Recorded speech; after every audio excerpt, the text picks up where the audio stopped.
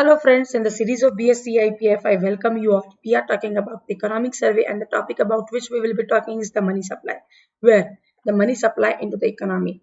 Whenever we say that there is inflation and to curb the inflation, usually RBI does the increment in interest rate. But we have seen in last few sessions that there was a first half of year 1920.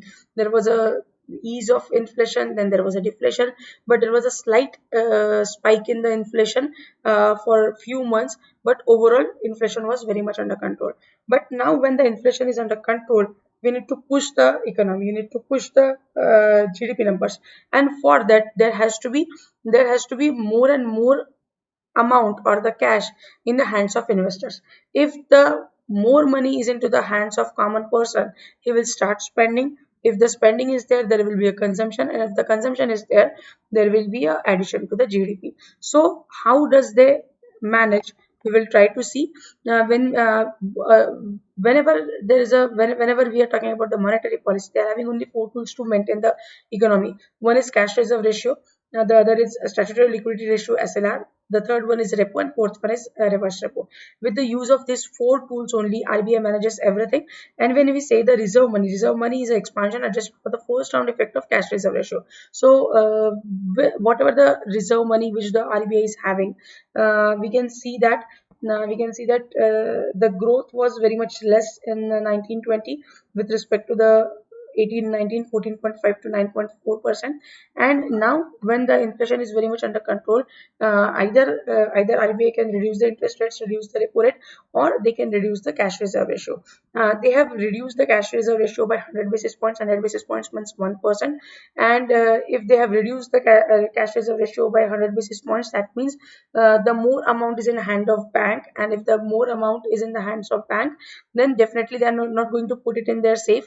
They will try to calculate that amount into the economy through loans. So by reducing 100 basis points, they have actually poured 1,37,000 crores.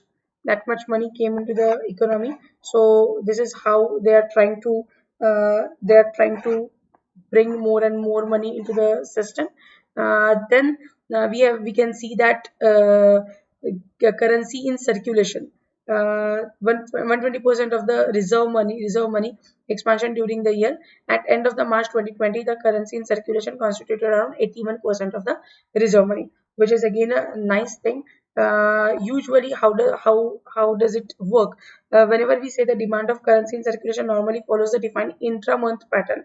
Expansion during the first fortnight due to the transaction by household, followed by the contraction in the second fortnight due to the flow back of the currency. Because whenever first for the first 15 days we get the salary, we try to spend, and in the next 15 days we wait for next salary. So here again they have given the comparison of the quarters, that sport in currency demand in Q1 associated with the summer holidays because we spend wedding, Rabi procurement, and the Kharif sowing. In the following quarter, CIC currency in circulation contracted due to the seasonal slack of economy, so on and so forth. They have given it here. But the most important thing is that if we can see this graph, that the currency to GDP ratio, this is the time of 1516, which is before the demonetization.